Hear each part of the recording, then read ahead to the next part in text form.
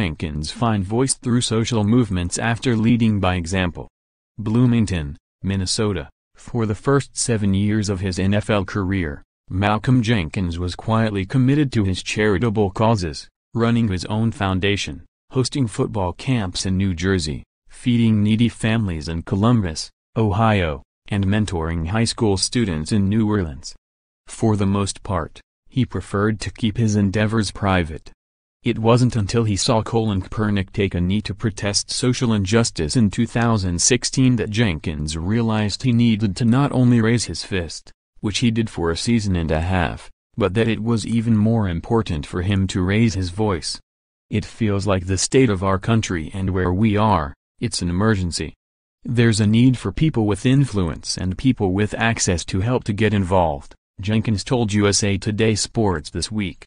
More. USA Today Sports Super Bowl Olympics. More, distractions are everywhere at Super Bowl, but players find methods to keep focus. More, Tom Brady's mastery of the comeback can be traced back to his Michigan days. In the 17 months since Jenkins first chose to raise his fist during the national anthem as a way to protest various forms of racial injustice, he has emerged as the most vocal leader of the players' social movement, as he continues to balance work toward league-wide initiatives, his foundation's efforts and his duties as a captain of the NFC champion Philadelphia Eagles.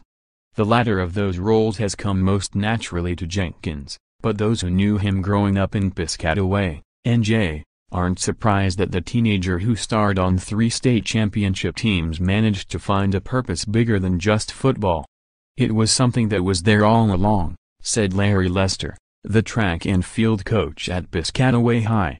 Jenkins wasn't particularly politically active as a teen, but his coaches remember him as a conscientious student and natural leader on the football and track teams, and a player who showed practice habits that were rare for a young athlete, even at a school loaded with future college athletes. That's how he led. He was not afraid to express himself with the team, but I think they totally respected him because of his work ethic, not so much of what he said, Piscataway High football coach Dan Higgins told USA Today Sports. Even when he entered the NFL in 2009 as a first-round draft pick by the New Orleans Saints, Jenkins was not a vocal leader. He recalled this week how, when the Saints made their run to the Super Bowl title during his rookie season, he spent nearly all of Super Bowl week in his Miami hotel room, overwhelmed by the large stage. It's a marked contrast from Jenkins' experience here in Minnesota with the Eagles, where he's commanded a large crowd of reporters during his team's 4 media sessions, and deftly moved between questions about his potential matchup against New England Patriots star tight end Rob Gronkowski and questions about the Players Coalition and his own political activism. For my entire career, from high school all the way through, everything has always been football.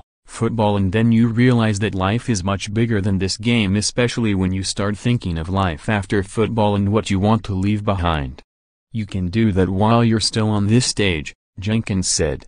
Jenkins challenged himself to be a leader in the players' movement as he took a deeper view at social issues that he realized had been around him his entire life. He looked at his own public school experience in Piscataway, a middle-class town located near Rutgers University, and how different it was from the experiences of his cousins, who lived in a poorer area in northern New Jersey.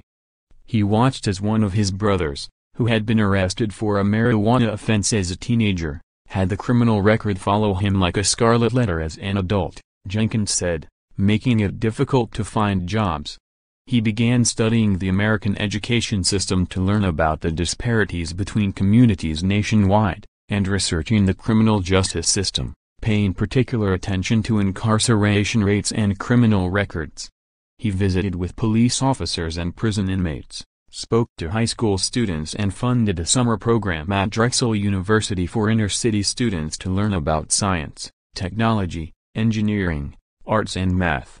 My sense is that obviously he cares about the challenges facing urban youth, and I think he recognizes what a tremendous value and importance education has, said Youngmoo Kim, the director of the Excite Center at Drexel, who has partnered with Jenkins Foundation for the past 2 years.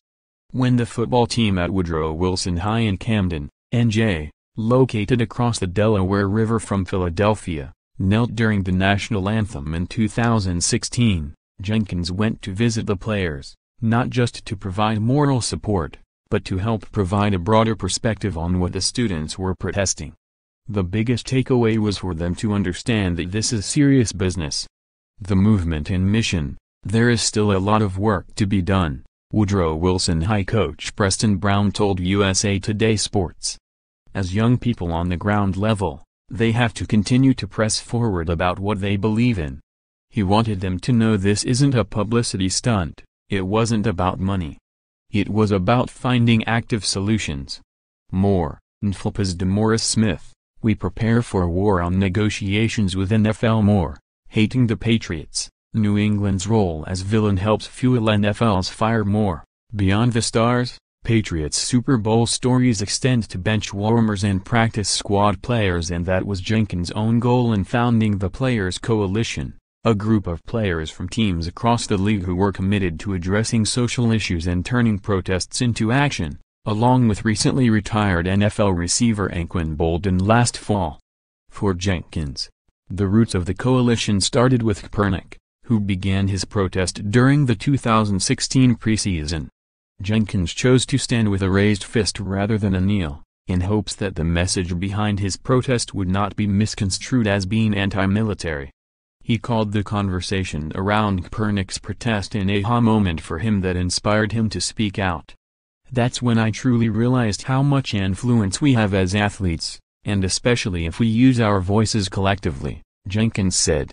Jenkins led a group of players into a meeting with a group of owners in New York City in mid-October and negotiated with owners and league executives on wide-scale plans for the league to provide financial support for players' social justice initiatives, specifically in areas of criminal justice reform, police brutality and inequalities in the education system.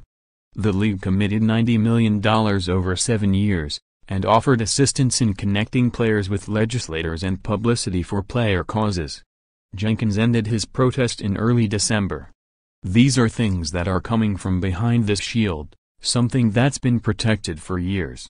Players have gotten that accomplished," Jenkins said. "Although everyone is not going to agree, everybody has played a part of getting us to where we are.